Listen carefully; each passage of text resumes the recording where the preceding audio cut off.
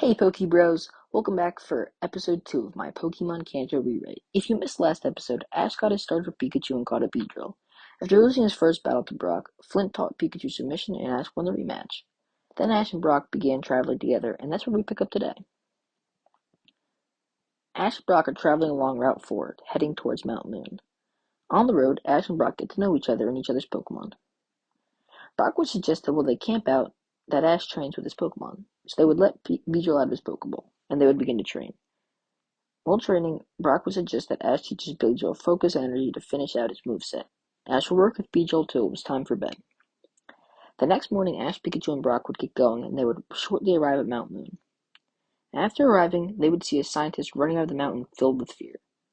Ash would ask him what had happened, and he would tell Ash that a group called Team Rocket had taken over inside him and trying to steal the Moonstone.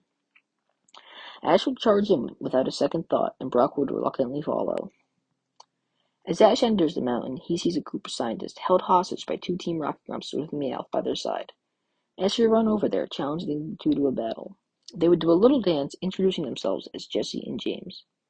The two of them would send out Ekans and Coffin. Ash would send out Pikachu and Beedrill. Beedrill would hit Coffin with a twin needle, then Pikachu would go for a Thunder Shock, sending the Coffin flying at the wall. Fainted. Jesse and James would be in awe at the little rodent's strength. Jesse would then call for Ekans to use Bite. Pikachu would dodge, firing back with a Thunder Shot, taking Ekans out too. Meowth would then enter the battle, wanting to avenge his friends. Meowth would do good damage with a slash, but Beedrill would land a Fury attack, followed up by a Pikachu submission, and Meowth would faint. The duo would then run off, not wanting to get arrested. Ash and Brock would then free the scientists, and they would take them deeper into the mountain to show them the Moonstone. The scientists would show Ash and Brock the ginormous Moonstone in the center of the cave. Scientists would then chip off tiny pieces to give one to Ash and Brock so that they could evolve any Moonstone Pokemon if they have them. Ash and Brock would then head out of the mountain. Ash and Brock would exit Mount Moon onto Route 4. The duo would camp out that night, and Ash would do some training with his Pokemon. The next day, as Ash and Brock are traveling, Ash would see a tiny Pokemon by the riverbank. Ash would point his Pokedex, learning that the Pokemon is a Poliwag. Ash would send out Pikachu to battle the tiny tadpole Pokemon. Pikachu would fire for Thunder Shock, but the Poliwag would dodge, showing his speed. He would then retaliate with a Water Gun, doing minimal damage.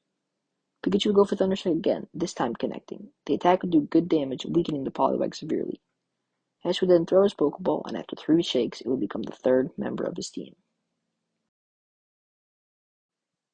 Brock and Ash would then arrive in Cerulean. Brock would tell Ash that the Nugget Bridge challenge, and Ash would run over, wanting to battle. However, when Ash arrives, he finds all the trainers already defeated. Ash would then see Richie walking his way. Richie would greet Ash, remembering from the day they started their journeys. After discovering Richie had defeated all the trainers, Ash would challenge him to a 2-on-2 Pokemon battle. Richie would leave Ivysaur, while Ash would lead Poliwag. Ash would know this is a bad type matchup, but he would encourage Poliwag. Ivysaur would fire off a flurry of Razor Leafs, but Poliwag would weave in between them. He would get up close, then strike me with a double hit. Ivysaur would be knocked back, taking big damage. However, now with Poliwag being close, another Razor Leaf would land and be a critical hit, defeating Poliwag. Ash would then send out Pikachu. Pikachu would try a Thunder Shock, but it wouldn't do much damage. Then Brock would shout, "Grass types resist electric attacks." Ash would then change up, going for a tackle. The attack would land, and Ivysaur would take a significant amount of damage. Ivysaur would go for a Sleep Powder, but Pikachu would dodge, then landing a tackle, defeating Ivysaur. Last out for Richie would be his own Pikachu. Ash would call for a Thunder Shock, but Richie's Pikachu would dodge, using a Dig, then connecting with a super effective attack. This would knock Pikachu back, doing big damage. Pikachu would then fire off another Thunder Shock. However, this time, there would be a lot more power behind it, turning it into a Thunderbolt. The attack would do a lot of damage, but Richie's Pikachu would then land another Dig, defeating Ash's Pikachu. Ash would then pick up his Pikachu, and would congratulate Richie on his win. While getting his Pokemon healed at the Pokemon Center, it would be obvious to Brock that Ash was upset that he lost. Brock, in an attempt to cheer Ash up, would tell Ash that they can go train in the route above Cerulean to prepare for the gym. This would perk Ash up, and he would dash out the door the second his team was ready. Brock would run after him. Brock would suggest that they work to master Pikachu's newly learned Thunderbolt, since it would be helpful in the next gym, since the leader specializes in water types. So Ash and Pikachu would begin training, while Brock would train with Beedrill and Poliwag. Pikachu would continuously use Thunderbolts on rocks to get better at it. However, while training, a Pokemon would catch Ash's eyes. He would then dash after it, leaving Brock behind. Ash would catch up to the Pokemon, revealing it to be a Tangela. Ash would send out Pikachu to battle. Ash would start by calling for a Thunderbolt, connecting and paralyzing the Tangela. The Tangela, however, would retaliate with a Vine Whip, grabbing Pikachu and holding him in place. Ash would then tell Pikachu to send electricity through the vines. Pikachu would do so, and send the Tangela flying back, KO'd. At this moment, Brock would catch up, seeing Ash battling the wild Tangela. Ash would then throw a Pokeball, and after 3 clicks, he would have his 4th team member. Brock would congratulate Ash. Ash would then let Tangela out of his Pokeball to introduce him to the rest of the team. Ash and Brock would then set off back towards Cerulean. However, as they are crossing the Nugget Bridge, a Growlithe would run past them. Then a trainer would run Ash over. Ash would stand up, ready to yell at the trainer, till he realizes that she's a girl. The girl would yell, "Hey, you made me lose that Growlithe." Ash would say, "Me? You ran into me, not the other way around." The 2 trainers would butt heads, but Brock would break the 2 up, telling them both to apologize. Then Brock would tell the girl, named Green, that he and Ash would help her find the Growlithe. While they were looking, Ash would learn that Green's dream is to complete the Pokedex. At the same time, Pikachu and Green's Clefairy would become fast friends. Ash's Beedrill would then find the Growlithe, and Ash would send out Poliwag to battle, while Green would send out Clefairy. Growlithe would use Ember, but Poliwag would dodge, then using a water gun. It would come back doing big damage. Then Clefairy would circle with a pound, knocking the Growlithe down. Green would then throw a Pokeball, capturing the Growlithe. She would thank Ash and Brock for the help. Then, as Ash and Brock were headed towards Cerulean, Green would run up behind them, asking if she could travel with them. Ash and Brock would both accept, finishing our trio. We would then pick up in Cerulean City, outside the gym.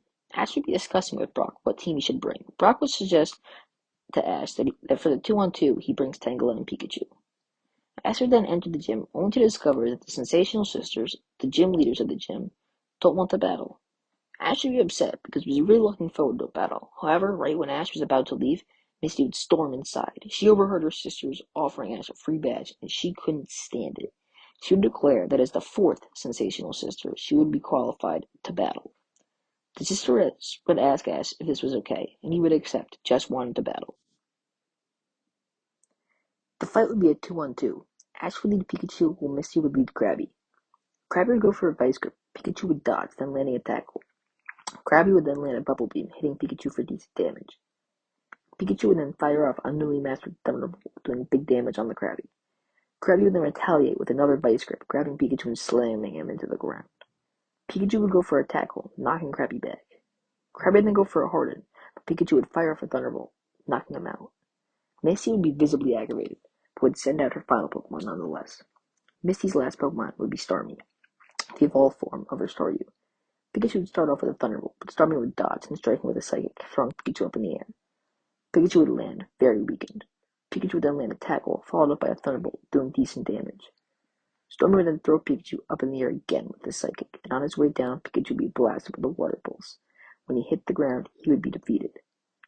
Ash would grab Pikachu, then send out Tangela.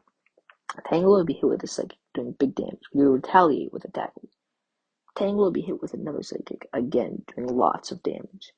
Ash would call out to Tangela, saying, "Tangela, you got this. I believe in you." Tangela would look at Ash, and would then become reinvigorated. Tangela would then land an Absorb, doing a good bit of damage. Stormy would use a tackle, knocking Tangela back, but he would retaliate with the Stun Spore. This would slow Stormy down. Ash would then order Tangela to pick up Stormy with his vines, and he would do so, holding the Stormy up in the sky. Ash would then tell Tangela to use Absorb, and Tangela would suck out all of Stormy's energy, defeating her. Misty would be furious that she lost to Ash again, but would fork over his badge either way.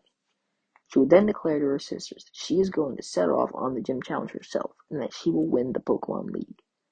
Ash would head out of the gym. Brock and Green would then ask Ash how it went, and he would show off his badge. Our trio would then set off for Vermilion. That's where our story is going to end for today. I know that this episode was kind of short, but I just wanted to get another one out there. I'm hoping to make the next one a little longer. As you can see, this is also the first new Pokemon I decided to give to Ash. While coming up with the story, I realized that if I gave Richie the Bulbasaur line, it'd be weird if Ash had it too. So I decided to give him Tangela instead after reading one of the comments. Also, now you've met the Misty replacement, Green. If you guys have any criticisms or suggestions, leave them in the comments below. Bye, Pokebros.